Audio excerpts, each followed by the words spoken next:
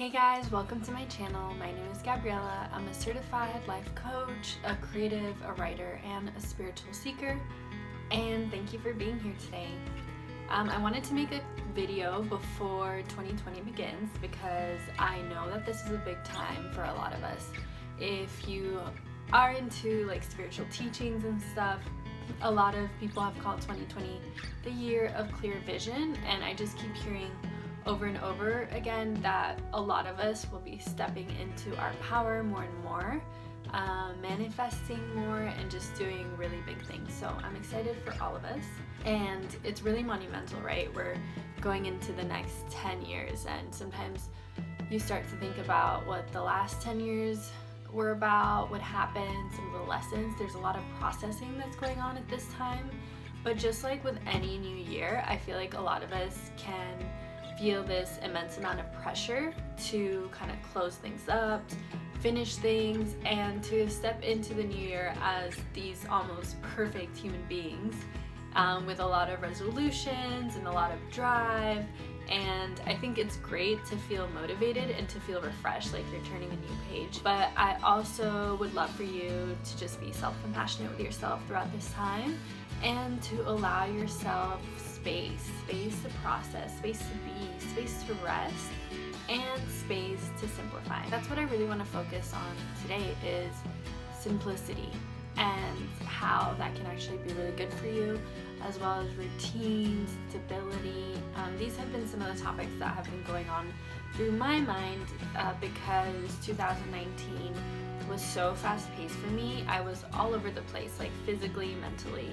A lot of stuff happened. I became a flight attendant earlier this year, and that completely flipped my world upside down. I suddenly had to get used to this new lifestyle and new places and just new way of being. I really have missed a sense of feeling grounded and feeling stable in myself, which has caused me to revisit my basic needs. So we all have core needs / basic needs that we need met before we can think about some loftier goals. And if you're watching this channel, I assume that you're also into self-development, spirituality, that type of thing. And if you're in that realm, you're always kind of thinking about bettering yourself, stepping into the next level, what you can do to heal and all this stuff. And we can be sometimes really heady about it, and we forget that the first step that we can take is to make sure that we're physically okay and feeling physically safe in our bodies. And for me, that was disrupted because I was flying all over the place. I didn't really have a sense of home or of belonging or of community. So towards the end of the year, I really had to step back and be like, okay, I need to kind of restructure my life, starting with the foundation, starting with my core basic needs. You might be familiar with Maslow's hierarchy of needs. It's a pyramid, and at the top we have self-actualization, and at the bottom we have physiological needs. So physiological needs are super basic, like do we have water, air, shelter, food, that kind of thing. Then we go up towards safety needs. Do we have security? Do we have health, prosperity? Above that is love and belonging. So this is really that sense of community that I was talking about, feeling like you have friendships, relationships that you can count on. Then we have esteem. Do we have respect? Do we have some status, some recognition? This is all about building that self-esteem. And at the very top, we have self-actualization, which is like, I guess, the goal. This is the desire to be the most that you can be. And like I was saying, if you're into self-development, you're usually thinking about the top of that pyramid, self-actualization and esteem.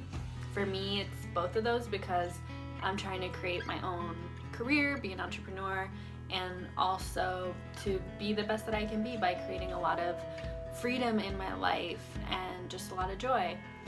But I realized that I really had to get back to the bottom of that pyramid and sort some things out before I can step into 2020 with a real sense of security all around, and so that I could self-actualize at my best. So in this video, I would like to also be a proponent for taking a look at your core needs and what you need before 2020 so that you can step into that self-actualization in the best way possible, in an even more powerful way when you have that foundation really set up for yourself. Personally, I'm very, very lucky to have most of my basic needs met in terms of housing, shelter, food, and health for the most part.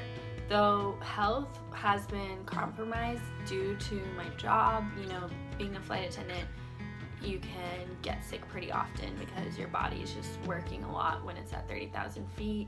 There's a lot of germs, all that stuff. So I did run into some health problems that I really had to take a look at and fix, I had to start eating better and going to bed earlier, resting more, just allowing my body to do its thing and supporting it in that. Also, I think that security for me also means like knowing where I belong and like knowing that I have a home and feeling grounded in a place. So I really had to step back from traveling for fun and just spend some time in New York, spend some time physically getting used to this new environment, walking around, seeing friends here, reconnecting with that sense of belonging that we all need. And that has been really amazing for me. And I think it's so important that if you're also going through something similar where like something feels off and you really feel like you need more grounding, more stability in your life, how I would start is I would start journaling on what your core needs are. This is how this whole kind of thinking pattern started for me. I got very clear on what my personal core needs are. The pyramid is just an example of how you can begin to think about whether you're meeting your core needs and where you are on that scale. But what really helped me is to journal on what my core needs are and what they look like. For example, a big one was stability, and that looks like spending more time at home. That looks like sleeping at consistent times. That looks like meeting with friends, at least a couple times a week. And also, it does include some room for travel. Like, I want to be able to travel pretty consistently, but just do it in a way that's more fun and that's more refreshing for me and that's a little bit more planned instead of being all like go, go, go all the time. So you can definitely start thinking about this in a more personal way and what those core needs look like for you so that you can have a life that feels really amazing to you. Point is to basically take a look at your own needs, see if they're being met, especially if they are on a foundational level, before you start thinking about these really lofty goals for 2020. See what you can adjust before the year ends to go into the new year with a more refreshed, more grounded, more stable way of being. Alright, so the second part of this video is going to be about how to simplify, especially if you're like a creative or you're an entrepreneur or you're just like a super busy person. How to create more space so that you can have more fun, have more joy, have more rest, have all the things that we really need to thrive. I recently watched this video by Sorrel called Work Less and Achieve More. I'll link it down below. In it, she talks about how our society is obsessed with constantly doing and being busy and how we kind of think that busyness means we're like more successful somehow. Also, she talks about how when we actually do less, we can do the things we love with more passion and therefore more impact. And this totally resonated with me and inspired me to write about it and share about it in this video now. As a creative, I'm always super busy because I have a lot of projects that I want to do. I have some courses I want to finish up, and I have this like really long to-do list. Maybe you can relate. There's things on there that have been on there for months and that I feel like I'm never actually gonna do. I feel bad sometimes that I'm not doing enough, and this just causes more anxiety and more stress that I'm putting on my own shoulders.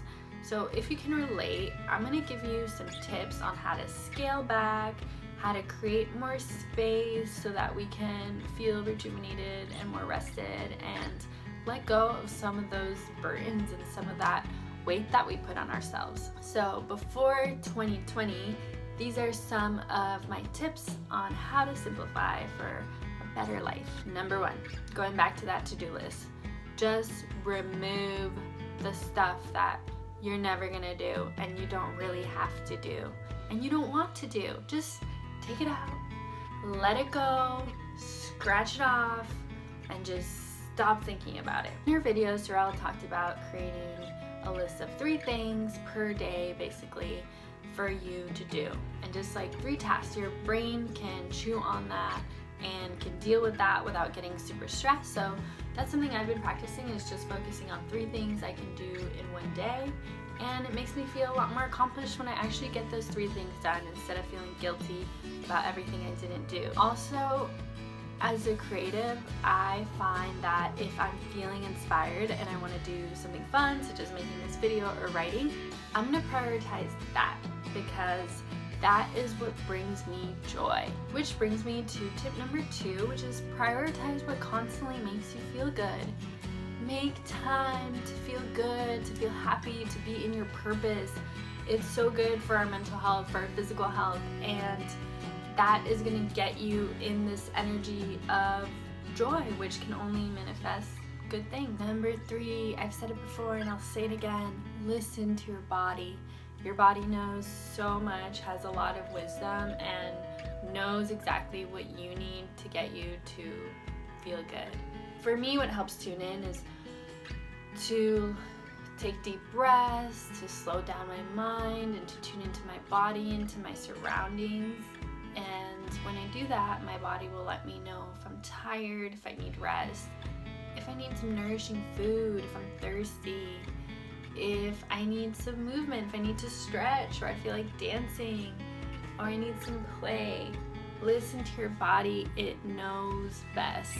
And health is the number 1 thing we really gotta focus on, because without it, we can't do everything else that we love.